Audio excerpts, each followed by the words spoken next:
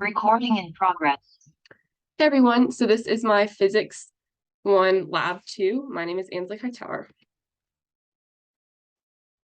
So the purpose of this lab was to observe the position of an object with increasing velocity as it falls, as well as how the forces acting on the object affect its position. So the models and fundamental physical principles we used were that net force is equal to the drag force plus the weight force from Newton's second law, and then position and velocity update formulas. And the main lab result was the experimental model and computational models of the eraser's position were similar. There was variation due to experimental error. And then the position with gravitational force and position with gravity and drag force were almost equal, which should not have been the case. So some of the physics principles we use, Newton's second law, force equals mass times acceleration. The acceleration in this case is 9.8 meters per second, acceleration due to gravity. Like I said before, the net force is equal to the drag force plus the weight force. And then the drag force is equal to just a constant b times speed squared. So speed is the absolute value of velocity. And then we use the position update formula and velocity update formula because there is a net force and the velocity is changing. So the system in this case is the dry eraser that I dropped, and then the surroundings are everything else. And then the initial conditions, basically B is the value I played around with in the code and got. I used 0.008 Newton seconds per meter.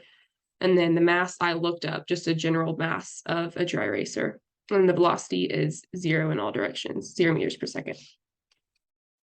So in the experiment, I dropped a dry eraser from about a height of 1 meter. The tracker I calibrated off of the meter stick that I used, as you can see in the picture.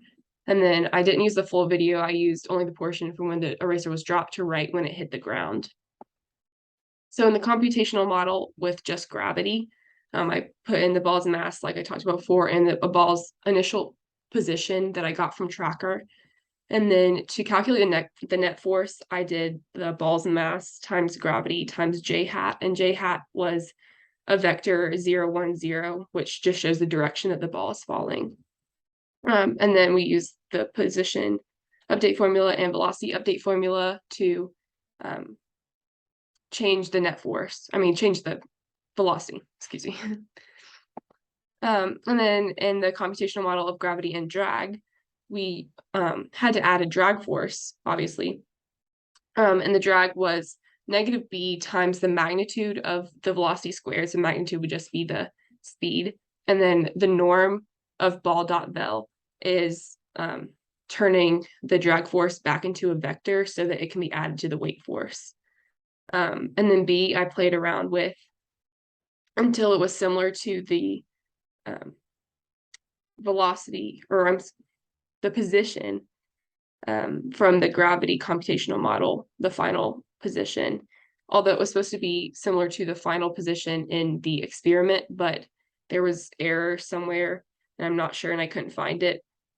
So that's why you can see in this picture, or this graph, that my model of gravity and drag are very similar.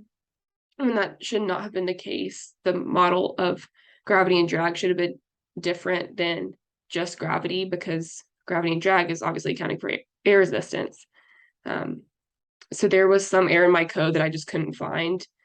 And obviously the model are different from the experiment, which could be due to human error. Like I say here, human error, incorrect mass of eraser, because I just looked up a general mass. Video data extraction from the tracker could have been a source of error, and then error in coding the drag force. So what does it mean dealing with terminal velocity?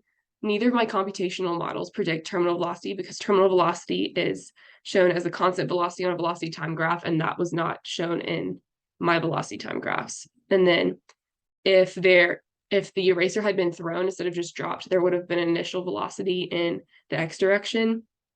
And although when I tried this in my code, there was a differing final velocity, there was still not a terminal velocity, like a constant velocity.